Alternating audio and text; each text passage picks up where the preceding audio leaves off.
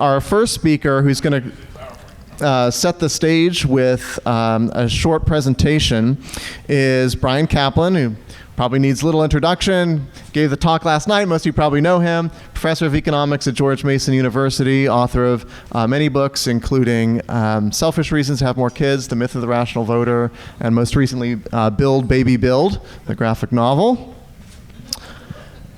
And we also have William Fischel with us. And Bill is a Professor Emeritus of Economics and the Robert C. 1925 and Hilda Hardy Professor of Legal Studies Emeritus at Dartmouth College. He retired from teaching in 2019, but his research interests continue in public economics, particularly local government structure and behavior. His most recent book is Zoning Rules, The Economics of Land Use Regulation, published by the Lincoln Institute of Land Policy. He has also written on the formation of counties, the evolution of public schools, the home voter hypothesis, and regulatory takings. He lives in Hanover, New Hampshire, where he serves on the Zoning Board of Adjustment. All right, so a really fantastic lineup, and I'm really eager to look forward to this conversation. So let's start this off with Bryan. You've got about 15 minutes.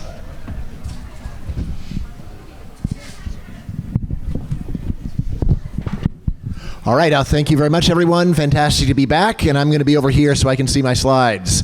Over there we have the incredibly attractive Charles Thibault, who died tragically young at the age of 44. If we could advance the slide. All right, great. All right, so that guy, Charles Thibault, has one of the most famous articles in the entire history of economics, a piece called A Pure Theory of Local Expenditures. And what he pointed out is that you can think of local governments as perfectly competitive firms. If you go back to Econ 1, perfect competition, this model where every firm is so small that it just has to go and adapt itself to the world. And as a result, we have the following implications. Local government is economically efficient or close to it. Secondly, political failure cannot be significant at the local level. Just cannot happen. When people are complaining about political failure at the local level, they are wrong. All right, third, local democracies can vary their mix of taxes and services. You can have places with high taxes, high services, places with low taxes, low services, but they don't have any ability to overcharge people for things. They can't go and say, you know what we're going to do? Let's have high taxes and hardly any services. Suck it up. They are not able to do that. In the same way, a grocery store cannot exist by saying, you know what we're going to do? We're just going to charge $1 million for macaroni and cheese. Tough luck. Right, and then finally, last big implication of Thibault, if you don't like your local government, move. If you don't like it, move. That's the solution. The end. If we can now, Thibault's obviously wrong, and I'm going to tell you why. All right, here is what I consider to be the ironclad proof of how wrong he is. If he were correct, local redistribution would be almost impossible. Right? If a grocery store said, you know what we're going to do? You have to show it with your tax return, and the more money you make, the more we'll charge you for groceries. What would happen? Rich people wouldn't go to that store, and competition would stop it. You know, they're not going to have grocery stores saying that you have to go and show up with your tax return and show us your income, and then we'll decide what you pay for services. But in the real world, local governments have for a very long time engaged in massive redistribution via public education. Right, which is the main item in their budgets and has been for a very long time, was even more so in the past. Here are things that local governments have been doing for a very long time. First, rich subsidize the poor. You have to pay more money if you are rich, even though your kids don't cost more to educate. Secondly, childless have to subsidize families. Right, if you live in an area, you don't say, oh, I don't have to pay as much in property taxes because I don't have any kids. And then, of course, small families subsidize big families. These are things that have been built into the way that local governments work for centuries in the United States. Yeah, so imagine if there was a grocery store that charged like a local government, where you show up there and they say, all right, well, you got 5 kids, so, well, you get a discount on all your food. Right? That's not how it works, right? It's in an actual market, we don't have this kind of redistribution. Competition stops it. Right, so under perfect competition, there would be plenty of localities that were inhabited by child-free people paying ultra-low taxes. Competition would create this. There'd be some areas that say, you know, there's a bunch of people that don't want these products. And do you know what I'm going to do? I'm going to go and give them lower taxes, and they will want to move here because they don't want to pay the taxes for stuff they don't use. All right. Furthermore, another kind of local redistribution is in the real world. Normally, I heard in New Hampshire this is not true. Anyway, in most places, businesses pay normal property taxes, even though businesses use almost no services. Businesses don't need medical services. They don't need education. There are actually a few weird places like the City of Industry in California where it's just a city where it's only business. But this is very unusual, and in particular, normally what happens is you let them in and you say, well, you have to pay the same as anybody else, which if it were competitive just would be impossible. They wouldn't be able to get away with it. Now, finally, here's one that was even more clear to me when I was getting over here because there was a lot of traffic on the roads between Boston, where I'm staying with my family, and Nashua. So even though in the middle of the night it only takes 45 minutes to get here, it took 90 minutes to get here yesterday. All right, this is ultra inefficient local redistribution. It is pretty much the worst kind of redistribution where you just say, roads should be free. It doesn't matter how many people are there. It should be free. It's not fair to charge people for using roads. It's a basic thing that all people need. And this is the normal system almost everywhere. There are some exceptions where they do have electronic road pricing, and it works. Actually, I happen to be a 5-minute walk from a bridge where you can actually look down on the freeway and see the paid lanes and the non-paid lanes. And it's like, this is economics. Those are the paid lanes. They're going 80 miles an hour. Those are the free lanes. They're going 20 miles an hour. This is not something that you can argue about. It's not philosophy. It's not ideology. It's science. It's science. So what's going on? Well, why is it the local governments don't generally use congestion pricing for roads and parking? It's almost all, it's not fair. It's not fair. And therefore, we're going to go and make this service garbage. All right, keep going. All right, great. All right, now Thibault is also non-obviously wrong. All right, these are the areas where he's mistaken. It's not one you can just instantly see, but when you think about it, it's true. So local governments have 3 main functions: 1, schooling; 2, law enforcement; 3, housing regulation, and performance in all 3 is bad. All right, so schooling. All right, so basic economic theory says even if you are going to have government involved, vouchers are a lot more efficient than having government run the schools. And yet, as you know, these programs are quite rare. Thanks to my friend Corey DeAngelis, they're becoming less rare, but they're still really rare. Right now, you might say, well, does it even really matter? What's the difference between public and private schooling? Even I will confess, was a little skeptical until COVID, and then my eyes were opened. Because during COVID, almost all private schools in America reopened the day it was legal to do so, whereas public schools in many areas stayed closed for years, thereby refusing to provide the one clearly useful service they provide, which is daycare. All right. All right.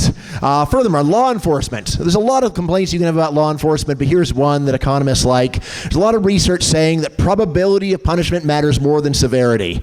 It matters more just that you get punished with a high confidence rather than how long they put you in jail. But the status quo is low probability, high severity. Most things we don't catch you, you just totally get away with it, but every now and then we throw the book at you. And then for housing regulation, let's see, so do you remember last night? That. So have you pre-ordered? If you pre-ordered, you can pre-order.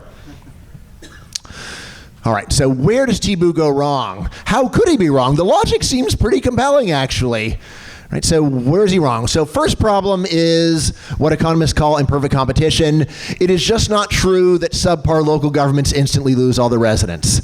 The model that Thibault's talking about really is one where you overcharge by a penny and all your customers go away. That is not how local government works, not even close, especially if you're in some highly desirable area that people have a sentimental attachment to, like Manhattan or San Francisco.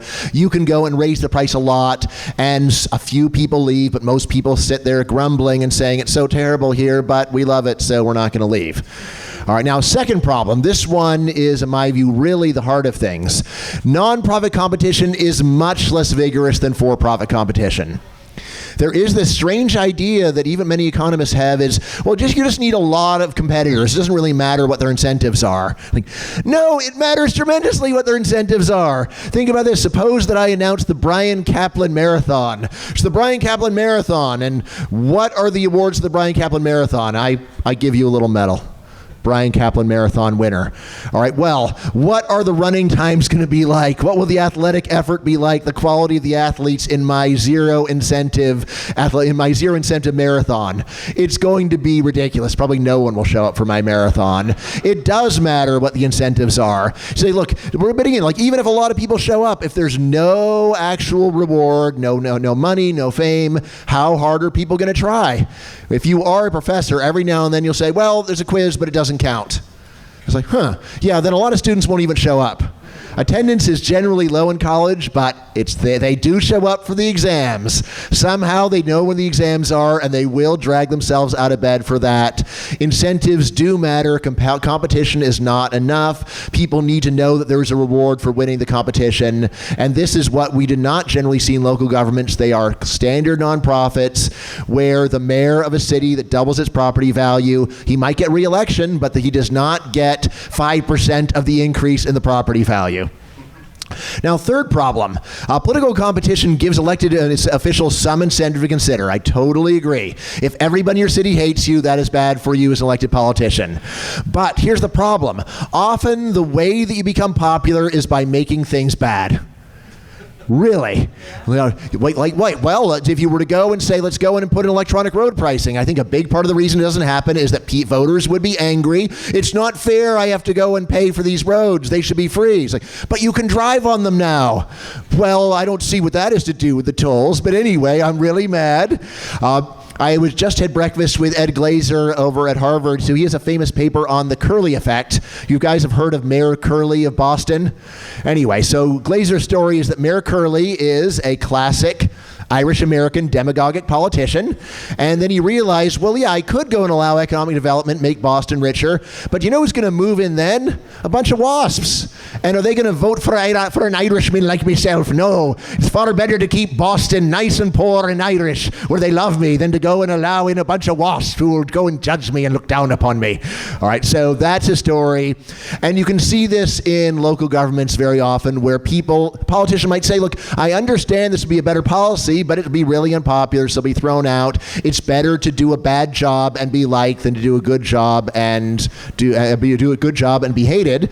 You may have noticed this is a standard thing that CEOs of for-profit companies do, is they do things that make people mad because they make the company money.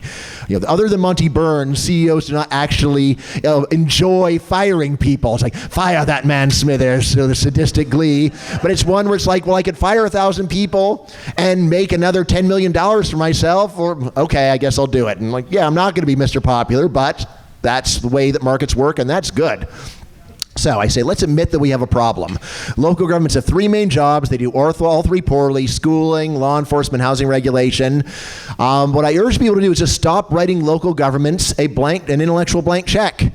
Right? So don't say, well, if they're doing it, it's got to be efficient. If I can't understand how, the flaw is with me, not them.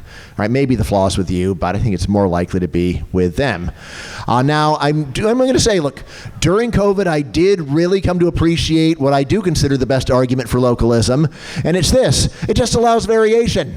So everybody isn't maximally stupid. That's the really good thing about localism, is that you get some options. It's not real competition. It's not a free market. It's not close to that. But at least not everywhere is terrible. Yeah, so during COVID, my local area was terrible, but I was able to go and live in Florida for a month. I was able to go and live in Texas for 3 months. And it's like, all right, well, at least there's an option. There isn't one policy for everywhere. But they did not mean that competition prevented California from staying shut down for basically 2 years. So local competition does not hold a candle to actually free markets, and we can have free markets. Let's have them. Thank you.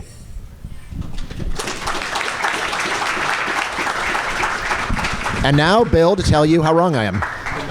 All right, thanks, Bryan. And now we're going to have Bill sort of give the maybe a qualified defense or defense of the TBU model. So is the TBU model... Can I sit? Yeah, you can sit. Is the TBU model inaccurate, or is it that the real world doesn't quite meet the assumptions that would be necessary for the TBU model to hold? That's one of the questions, perhaps, that the bill may be addressing. Okay, thank you for attending something on local government. And see if that's on, Bill. It doesn't seem to be on. Click here. It is. Am I just not close enough? Am I close? Can you hear me now? In the back. Okay. So I am. I don't have a PowerPoint. I retired, fortunately, before I had to use too much of that, and so here I am. What I want to do to respond here is not respond to all points, because Bryan talks fast and covers a lot of ground there. So I'm going to address the question of how local government actually might work, why it might work better than state government or national government or the UN. I probably don't have to convince this crowd of that very much, but I want you to understand why I think that. I'm kind of, think I want evidence.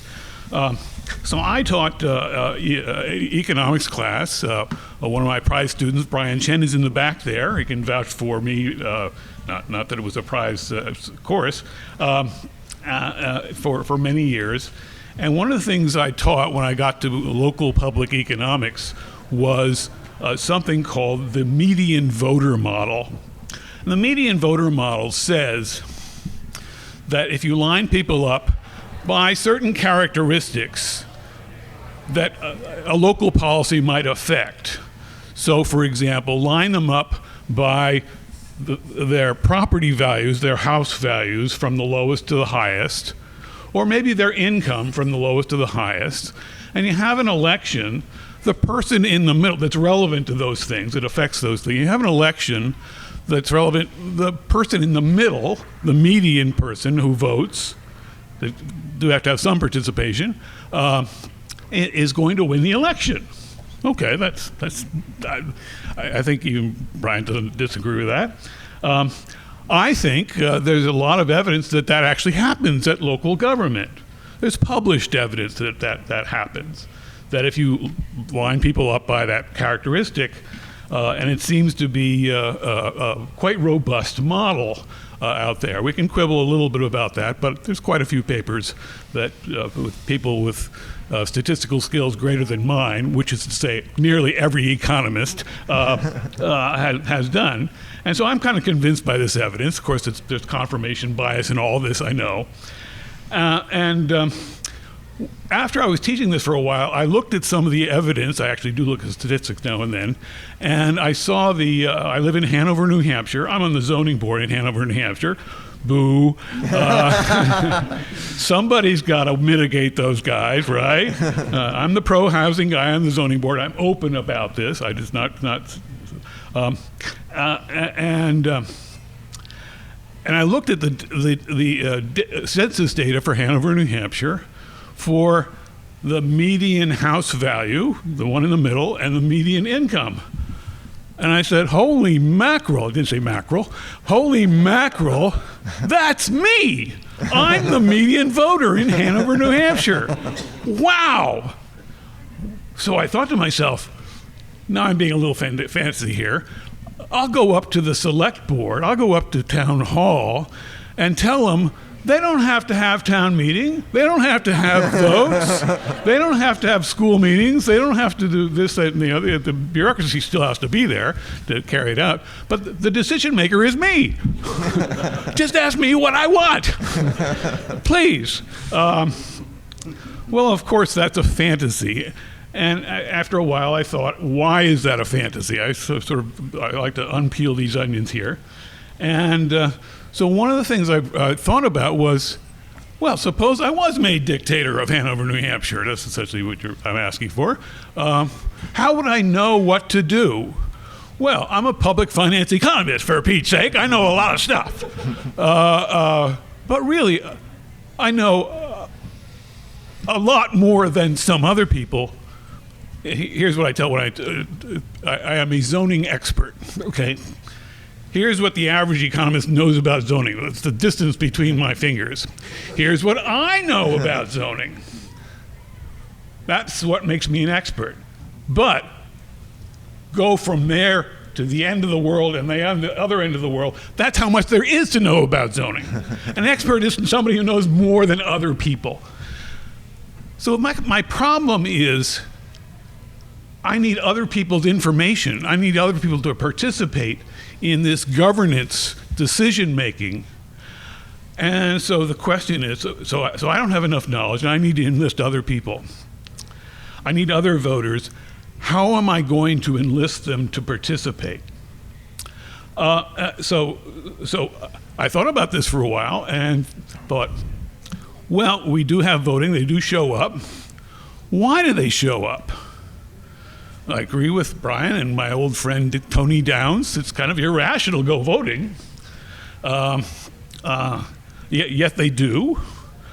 Can we take advantage of that, their irrationality? And Bryan's a little more pessimistic about this, and I was too, until I thought of a reason that voters in Hanover, New Hampshire might show up for the school meeting that proposes to slash the budget in two or raise it by 50%. It might adversely affect the value of their homes. I'm not making this up. These things happen. And so people do show up because their homes are at risk. And in fact, they show up to defeat, perhaps, or that vote against schools, to really slash them, even if they don't have kids in school. Like me, my son's now 46 years old. He's out of school. I don't have any direct interest. Why wouldn't I cut schools? Why wouldn't I make Hanover into one of those havens of no schools or very low schools spenders? It would be very bad for my house value. I have evidence for that case. There is better evidence even than for the median voter that people vote their pocketbooks, they vote their homes. I wrote a book about this after I thought about it for a while, called The Home Voter Hypothesis, in which the idea is that this median voter in most communities, and I did make exceptions for big places, counties and central cities, because there I thought the median voter might not apply. So I'm thinking about the suburbs and the small towns and so forth, where you do have an election where the voters have some knowledge. You don't need a lot of knowledge to aggregate it this way. That's something that the Marquis de Condorcet came up with, and lots of other people, James Surowiecki, Wisdom of Crowds, and things like this. You don't need a lot of knowledge to aggregate it over people, but they do have to have some, and if it's too remote, if it's too big a jurisdiction, people don't have much knowledge about these things. At a local level, they have some knowledge. And the other thing that makes it easier for it to be more confident for the median voter and actually discourages election turnout is the Thibault model. I've obviously failed in my major effort of the last 25 years is to get people to pronounce Charlie Thibault's name right. It's not Thibault, it's Thibault. Dutch, not French. So Thibault model said, as Bryan helpfully explained, he's not wrong in his explanation. We vote with our feet, we sort ourselves out in communities. The advantage of that is I don't have extremes.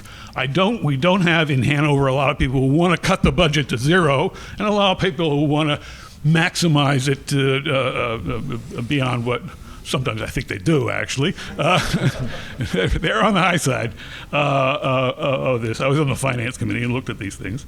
But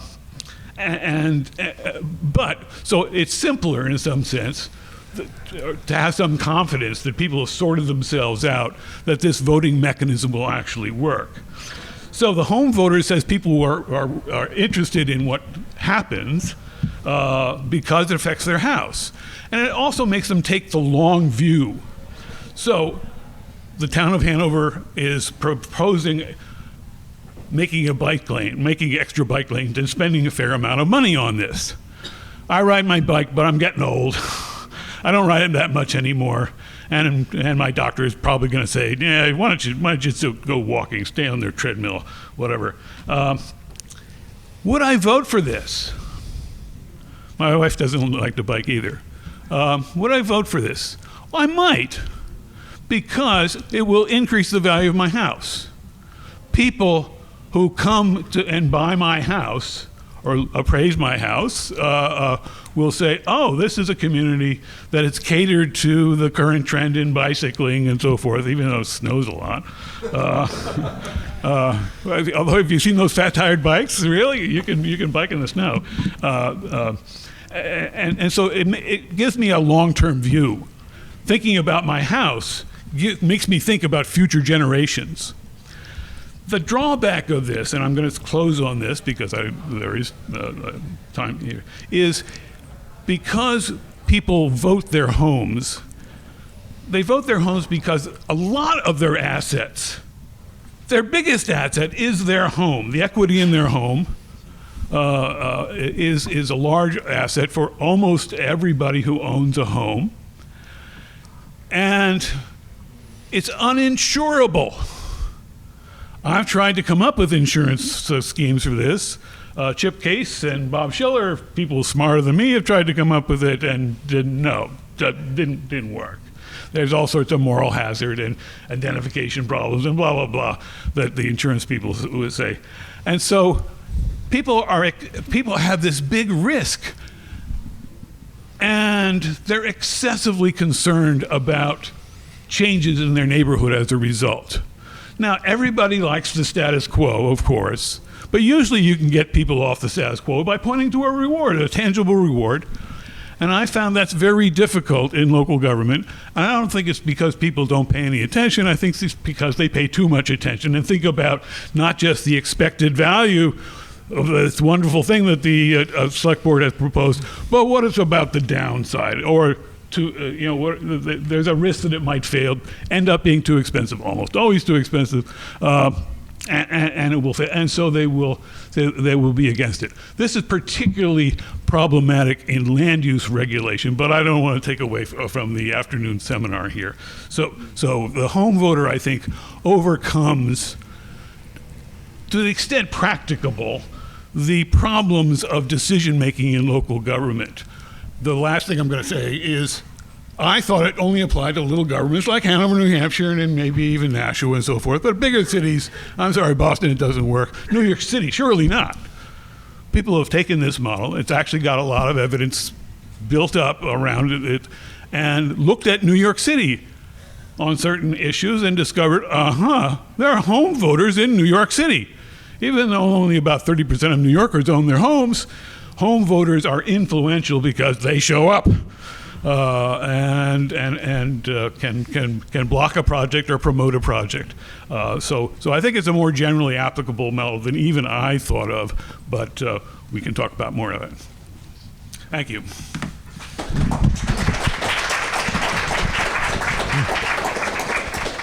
Thanks, Bill. And now I'll always remember that Thibaut is Dutch. All right, that's great.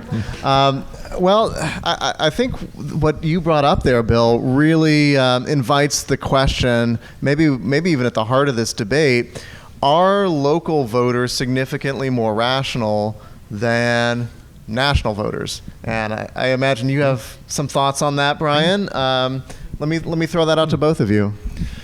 Yep. So honestly, I don't know. When you go down that list of the three main things that local governments do, they do very poorly. They get away with it. Voters let them get away with it.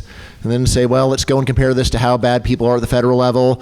I do have a whole book called The Myth of the Rational Voter, where I say that a big part of the problem is that voters actually are so unlikely to change the outcome that you don't really have any incentive to think rationally. You might say, well, at the local level, you have a greater chance. Yeah, but it's greater. It's now like 1 in 10,000 instead of 1 in a billion. It still basically rounds down to 0. So I don't really think there's too much difference in how reasonable people are at local or federal level. Because the most reasonable thing is people at the local level are way less likely to even bother to show up, which I think shows that they understand how irrelevant what they're doing is. Bill, how about that question about how local government is manifestly inefficient in certain areas, like law enforcement and schooling? What do you think about that? Yeah, I think it is manifestly more efficient. I won't say it's efficient. So I'm not a perfectionist here. There are things that can be improved. There's a reason I'm on the zoning board, that I thought they were making decisions that were too anti-development, and I got on and said I'm the pro-housing guy, and the select board was all right with that. So I think you can you can talk to City Hall. Maybe you can't change City Hall or fight City Hall, but you can talk to City Hall at local government. It's really hard to go down to, well, Concord's not so bad, but if you're in Pennsylvania, going over to Harrisburg, equally inaccessible from Philadelphia and Pittsburgh, to complain to your legislators. I nonetheless think they are somewhat responsive. And I think, and sort of I'm sort of a glass half full guy, and that's because I look at a lot of the rest of the world and say, my God, their glasses are near empty. Why? And they hate democracy. They have leaders who don't promote democracy. They think this liberal stuff. I don't just mean China and Russia, the most obvious and prominent examples. So they're really bad news, and so I think. We do these things better than you might expect. I could go talk about congestion pricing, why we don't have it at the local level. The transaction costs are kind of high, and maybe the way of monitoring would give you the heebie-jeebies they'll track your phone as if they don't already, but they'll know where you're going, even when you don't want them to know where you're going. So there's a lot of problems in that. I think local schools are more efficient than you think they are. I know I'm on dangerous ground here. Yeah. Okay, I think they're more efficient. I won't say they are efficient, and I like the idea of the option of non-public schools as well. But I think what the service that public schools form is not just to the children. They educate them. They could educate them better, and I'm not a fan of teachers' unions or any unions. But what they do is they get parents involved with their kids' education in their community. That means that the parents get to know other parents, and that makes the community better, not just in a social way, but in a political way as well. The select board has a harder time pulling the wool over your eyes if there's a bunch of people who know what's going on and communicate informally at birthday parties, at PTA meetings, at whatever things that go with your school, that help make the community better. So I think we are underrating public schools, not because they provide education so much better than any other school system. Oh, not so much worse, actually, but because they provide a side benefit, I think an underappreciated side benefit of improving the local social capital. You get to know your neighbors. Good point, Bryan. Yeah, but just want to go and denounce public schools, but in particular, the idea that spending money on public schools raises property values is just nonsense. Here's the key point: you have to pay taxes as well as get the services. You have to consider what's the net value. Now, here's the key economic logic: everyone likes money, but not everyone likes schools. That's why it would be silly for local governments to provide grocery stores. Why it'd be silly for them to provide movie theaters? Because anytime you're saying we're going to take money from everyone to give you a product that is not valued by everyone, you are destroying value on balance. That is why free markets don't work this way. Free markets say, if you want it, then you pay for it. People that don't want it, don't pay for it.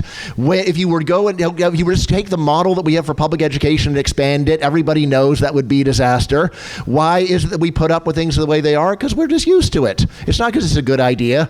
And the idea that public schools promote community togetherness, guess what also does that? Private schools.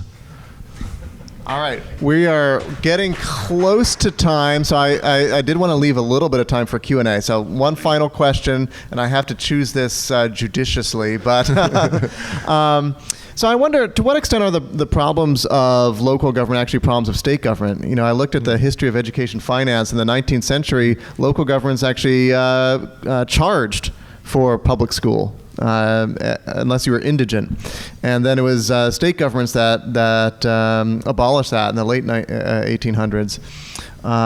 In most of the country, the national average of proportion of revenue for public schools, where it comes from, 55% state and federal, and only 45% local. So New Hampshire's a real outlier in still being one of the last few places where it's mostly local.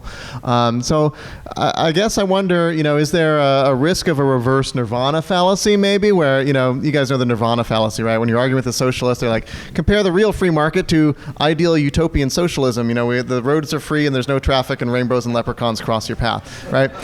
Well, is there also a risk here? Comparing local government to the free market doesn't look so great, but comparing it to higher level governments, maybe it looks somewhat better. Thoughts? Yeah, I'd say it's actually complicated. There's definitely some ways in which local governments do better. On the other hand, there's also ones where they do worse. Just yesterday, Jason was saying how it is the state government of New Hampshire that bans rent control. Right? Because they know some local governments would go and do it. All right. So that is one case. But so also when we're getting school vouchers, it seems like mostly we're getting them at the level of states. So school choice is going to happen at the state level. So I'd say it's actually complicated. There's probably a modest tendency for local government to be a little bit better. I think the main thing with local government is just get more variety. So if things get terrible, you can move. At least you got that. All right, Bill, do you have any thoughts on that? I'm going to invoke Adam Smith of the idea of spontaneous order. Markets didn't develop because some genius thought about markets and here we're going to make it all work here. Markets came up because somebody found that they could get richer by specializing in this and trading in that and so forth. It was a bottom-up process. What I think is that local government is a bottom-up process as well. And I'll take schools as the example. Schools in the mid-19th century, I have a book about this called Making the Grade, mid-19th century, did charge for them in rural areas, and then they went to free public schools. There was an evolutionary process. It wasn't some had to be dragged kicking and screaming, and some led the charge, but it was mostly a local thing. We don't want to exclude people from our schools. It's really bad for our community to do it. I don't know what their thinking was. I didn't get behind, I did find some of this stuff, but not Did it raise property values? Yes. I don't have the evidence on that, and thank you for that irrelevant question. They did that because they thought it was a good idea at the local level, and lots of them did it. Upper New York State did it. They wanted to keep this charge for a while because really they're poor and they need to, but they also thought we're not doing very well as a community. We're not able to compete with people moving to the city where there's a high school, they can go to high school, if we don't get together and have an age-graded system that's different from one-room schools that are not age-graded. And so we need to get on local competition, maybe Tebow competition. People were voting with their feet, leaving the countryside to the city so they could get better education. The countryside responded and said, we got to get better too. They didn't say, well, let's set up Phillips Exeter Academy here and charge everybody $100,000. No, they set up public schools locally controlled with a property tax, which is incentive compatible, by the way, to throw out a word I actually don't want to define too much, that did the job for them, that staunched the flow out, at least for a while. And so I think this was something that was a bottom-up process, not a top-down, not something at the state government. So I actually have a paper, Not by the Hand of Horace Mann. Everybody thinks Horace Mann did this and blames him or praises him for it. And I think Horace Mann had next to nothing to do with it. Okay. Interesting. All right. So let's open up to audience Q&A. We got Mark right in the front. Sure. Mr. Caplan, I'll take you off here. So you suggested that there wasn't much of a relationship between housing value and the how good the public school was, but it's my understanding that public school, the relationship, that's the strongest relationship between, on a local level, what your housing value is to which high school or which school your kid's going to go to. Not that I like public schools, I certainly don't, but. Yeah, so here's the key thing. Holding taxes constant, of course, you want your schools to be fantastic. But the experiment I'm proposing is have no public schools and no taxes for those schools, and then see whether people like that better. Now, of course, if people outside are paying a big part of the bill, then it's more complicated. But the basic point of if you could have either highly funded public schools, but you have to pay the taxes, or you can say it's up to you, you can take it or leave it. I say that just basic economic efficiency is that it is better to have private education. In particular, we would totally expect to see some areas under real competition where you have no public schools and you don't have to pay taxes for them, and a lot of people would love to live there and would gladly pay a lot of money to live there to avoid having to pay those taxes. All right, right here. So my question is, talking about, you mentioned people vote with their pocketbook, okay? So if people are voting with their pocketbook and they want their home to increase in value, I mean, markets are determined by supply and demand. So why would you vote for additional housing supply? You would never want additional housing supply. You would want to choke that demand off as much as possible to raise the value of your home. But then you talk about, oh, just vote with your feet. Well, in order to vote with your feet, you have to be able to afford to where you move to. So how can you have this model where, just vote with your feet? Well, no one can, like a lot of people would love to move to Hanover, New Hampshire. What's the average home cost? $700,000? I mean, most people who want to live there can't. So you have this distorted system that I don't understand how you could see it as anything other than a failure. All right, let's talk about zoning. Our planning commission, please. All right, well, let's talk about that zoning. It entered the conversation. Okay. I didn't want to steal. Jason's doing a thing on zoning this afternoon. But yes, that's a serious problem. And that's really the problem of having too much of your assets in houses. It used to be, and I'll talk about the old days before 1970. And 1970 was a watershed moment. Before 1970, you had Big Bill Levitt building houses left and right. People did complain about it. I've read this stuff in Long Island and New Jersey. People did complain about it, but they didn't have enough political clout. They didn't have a rationale to stop that development. And so the houses got built. It wasn't because everybody loved housing and schools didn't get crowded. Although, you can build schools. It takes some money, but it's not impossible to do. That was a kind of golden era. They had zoning. They've had zoning from 1910, 1920 up to 1970, and it worked okay. It wasn't perfect, but it worked okay. Something happened after 1970, in my view, that caused those same home voters to have tastes that said, or influence that were able to stop Bill Levitt from building houses. Two of those things were the Federal Reserve that created an enormous amount of inflation in the 1970s. That caused, what's that got to do with local government? That caused everybody to rush to inflation-proof assets called a single-family home. They overinvested in this asset. They built it up, and they were happy when the zoning board met to stop, or the planning board met to stop development. The other thing that happened was the environmental movement. The environmental movement gave them a tool to run around the local government. Our local governments, I don't think they're crazy. They said, well, okay, we've got places for houses. They want people to move to Hanover. We need workers here, not just college professors, not just business school professors. We need the regular people. And they actually thought that the voters overrode them from one initiative after another. This is the problem with local democracy. You get the voters' preferences. And the way they overrode them was by filing environmental suits, declaring, there's an endangered species here, there's a wetland here, there's a steep slope there. I could go down the litany you've heard before. None of them crazy in itself, but aggregate closing down the community. Yeah, so actually I want to say, first of all, it is just not true that people vote their pocketbooks. If you really go to the data, it is extremely hard to see much connection at all between objective self-interest and how people vote. I would also say that, as I was saying last night, there are in fact some very good self-interested reasons for people who currently have an expensive home to favor development, like maybe you want your kids to be able to afford to live within 50 or 100 miles of you. Maybe you want to subdivide your lot. Maybe you want to sell out to a developer. So there are actually plenty of good reasons to at least be open-minded about development. I think the real problem is there is a philosophy of saying that we should strangle this industry. A lot of it is just total denial that there's any connection between supply and price. And another part of it is just any slight complaint we need to take very seriously. We can never tell anyone, get out of here, who cares about those birds or whatever.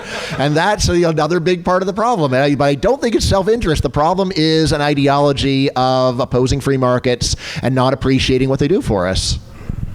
Over here. Hi, I would just make two comments that public schools are destroying and brainwashing our children. And furthermore, Hell yeah. the biggest problem is that there is very little parental involvement. Just a comment to that. Thank you. Okay. All right, over here. Chase. We actually have an example in New Hampshire of Bedford, which if you're not familiar is basically a wealthier community in New Hampshire. They didn't have a high school. They contracted with West Manchester, which was, decent. We call it an average high school. But the people in Bedford, I forget how many years ago, but within 15 years, voted to have their own high school at 3 times the price. So, I mean, this wasn't like a small, like it cost a little more. This was a huge marginal difference, like from $7,000 to like $20,000 a student or something. It was the property tax went up a lot, but people, and I understand it won a pretty sizable majority. So you may not be familiar with the local details, but I thought that was an interesting example of, a community that could have easily afforded to just have private schools all over the place, or done a private academy or something, but they voted to have. And I heard a friend of mine lived in Bedford. It was a pride thing. They wanted to have their own high schools, and so just if any of you had any insight on something like that, a wealthier community voluntarily going to triple the price just to have a local school. Yeah, I mean, I think it fits what I'm saying, which is that this is based upon philosophy. It's not some kind of conscious effort to go and maximize the value of your homes. I mean, if you could just imagine a politician there saying, yeah, sure, it would be good for our pride, but what's really important is getting the value of these homes up, and we want to advertise ourselves as the place where rich people can go and pay no taxes. That's our specialty. That's just not something that sounds very good in politics, even though it's a very sensible business strategy, and a lot of businesses do use strategies like that. So my response is people don't vote their pocketbooks. They vote their homes. That's why I called it the home voter hypothesis. The detection of the home value is the issue. What I would want to know from Bedford, I've seen other communities do this. Let's have our own school, or keep our own school. Orford, New Hampshire, tiny little place, and they love their own school. They keep voting to not consolidate. Good for them. But what they're voting for is their property value and the property value of their neighbors as well. They live in this community, and they want to have a community of participation. They think that's better. And in Bedford, I would say the test at least is don't look at the dollars going out in taxes and expenditure for the schools. Look at the home values. Last I heard, Bedford's a pretty wealthy town, not just by income, but by property, by home values as well. So I don't think they were irrational in doing that, though I don't know the details of that one. But Bill, so what makes you so sure that people are voting their home values? Last night you told me that at these meetings people almost never mention it. So you've got telepathy, and they're all thinking about their home values even though they don't say it? Yes. All right. All right. I think we are on the last question. I'm being told. So right here. Great discussion and a lot of interesting examples that you're using, but I would like to challenge one of them. Dr. Caplan, your discussion about local government and congestion pricing. Mostly in New York City or London when you think of that subject as a local government, but 95% or more of New England local governments are towns, are very small cities. I don't have statistics on this, but in my own experience, most of the busy roads are controlled by the state within the local government jurisdictions. And the idea that we might even think about passing